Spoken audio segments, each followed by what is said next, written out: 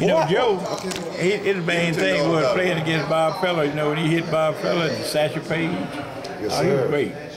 He's telling me, well, he's the first black player in Wrigley Field, 1937, and said that the manager wouldn't let him start the game because they were talking about he's black. But at the 8th inning, they were losing 2-1. He said, the man said, tell Brown to come hit. And then they said, well, who is Brown? The man said, tell the one a different color in there, the one that ain't the same color come up and hit. Joe said he took the first pitch, the next pitch he lined it off the wall for a double, so they won the ball game 3-2. That's the biggest thrill he said he had in baseball in high school. Joe had all kind of records broke, man. He was a good hitter, and he loved everybody. He used to talk to me all the time about, hey, don't never look down, look up. You know, he's something else in baseball. He loved Charlie Pride. He asked Charlie to come sing, you know, the Lord's Prayer. That's what he wanted. He had to record it. He couldn't make it here. I could just talk all day about Joe Scott, about different things about him. You know, he's one of those guys that love everybody. And we be going to card signing. He be late coming in. I said, Joe, what's wrong? He had to hand out cards out of them pockets. He had them baseball cards. I believe in both pockets. I bet he got $1 million out.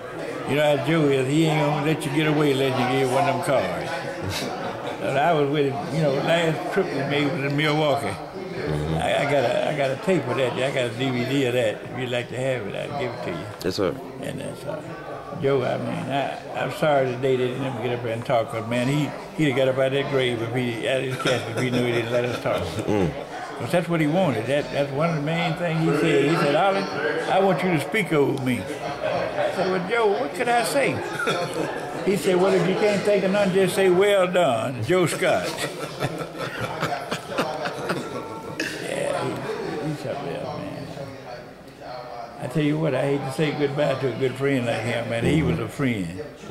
We met in 1951. He was with the Black Yankees. And I just had got signed with the Memphis Red Sox here down on Crump Boulevard. That's where I met him. That's where I first met him. Joe was the type of ball player, you wasn't going to get him out. He going to make some contact.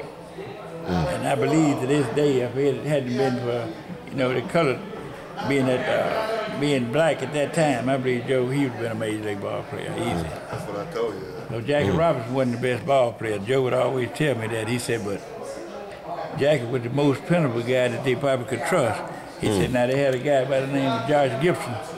The man, if they'd have got him, he'd have towed the ballpark down and towed the guts out of some of them players. They said anything to him, he'd have been on. So he often talk about it. And Satchel, he said Satchel was a great pitcher, but they let, you know, the years went by before they brought him up. And Satchel could tell you, said, look, I can thread a needle eye with that ball. And Joe said, I could see the man's, the president's name on the ball to either see what kind of ball it is when I hit it. When I hit it, I know it's a raw. He had them keen eyes. And he could run. Joe was a good fielder to run. He talked about Willie Welch. He said Willie Welch was a good ball player. He said, nah, I don't know if I would feel better than him, but I tell you, I didn't bar none. Yeah, Joe he was something else. Man, I hate that all, you know, went on today and we didn't get a chance to get up to the next press. I don't understand, like, what happened? I mean, what was the disconnect? What was in the program? And another thing I want to say to him, he told me, he said, Ollie, he said, I don't want to go to the nursing home. He had got weak. He said, I don't want to go. And I said, well, Joe, you don't want to go to the nursing home, you don't have to go. Charlie Pride called New York, called Bud Sealing, and said, nah, this man had paid his dues, he don't want to go to the nursing home. So his niece came up and told him, well, Joe, I'll take care of you. And I was there when she told him that. He said, would you take care of me? And she said, yeah. She moved him out of his house on where he lived over there to her house out in South Haven. And man, you should see where she had him. She had him in a big room and treated him as nice as that'd been our daddy. And I mean, she was around the clock. And Joe would be hurting a lot of time. He'd say, come in here and turn me over, turn me over. And she said, well, I'm trying to cook that buffalo for you. You ain't got that White River buffalo cooked? He's screaming. And, he said, call Ollie Brantley and tell him to bring me some of that fresh buffalo and one of them Arkansas watermelons. Oh, he was something else. But he never complained about nothing that went on in his life that I know of. He talked about the major leagues. He never complained. that they didn't give him a chance. We always felt like he could have been in the major leagues. And you couldn't give him nothing. He always wanted to give you something. Yeah, that's true. Yeah. 2 years ago, we in Charlie Pride was visiting him over there, and he said, I'm going to take y'all out to the barbecue place and get some barbecue. Charlie said, if you take me out to the barbecue place and pay into your money, I'm leaving right now. I ain't never coming back. You don't want nobody to buy nothing for you. You want to buy it for everybody else. And that's the way Joe was. He don't want you to give him nothing. He want to pay for everything himself. And I tell you that Joe Scott is a person going to be missed around baseball, and he paved the way for a lot of black ball players that I know. And I had never heard a ball player speak anything negative about Joe Scott. He would talk to the young people. He'd always tell them, now, basketball and football is good, but baseball is the game for you. You can get up in the major league, you can weigh 120-pound weight and be 5 feet high and go to the major leagues. You ain't going nowhere in basketball like unless you're 6'8" or 6'9". Play football, you got to be 200 pounds and 300. So go to that baseball field, go on back out there. And then when you go out there, have an idea of what you're doing. Say, be the best ball player when you go out there. Be the best ball player. He said, that's the way I was when I was coming up. I always said I was the best ball player.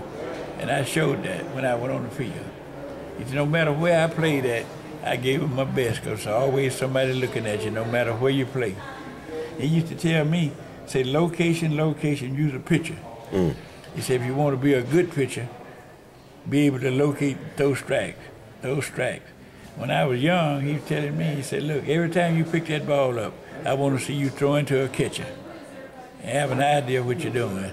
I said, okay, Joe. He was one of my biggest inspiration when I was playing. I get down, I called Joe. He said, listen, it's a disappointing word, man. Don't give up. He said, the darkest part of the morning, a little before day. Now, you hold on, you're going to see some daylight. He always had them different things, them lyrics to tell you. Joe was one of the pioneers. My good friend here, Bill Little, he knows about him. Oh, yeah. Little, ain't you got some comments about Joe? Oh, yeah, he's a real likable guy. Never seemed like he was concerned about any ill will at all. Trying to play the best baseball he could. And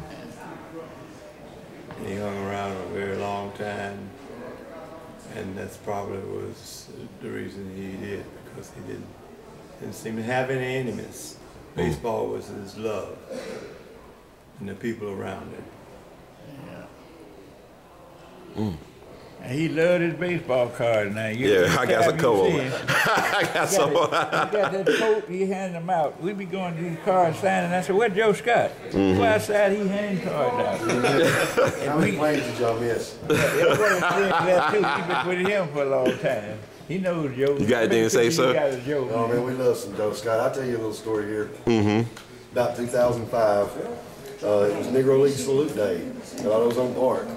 Ollie had brought up a truckload of watermelons, right?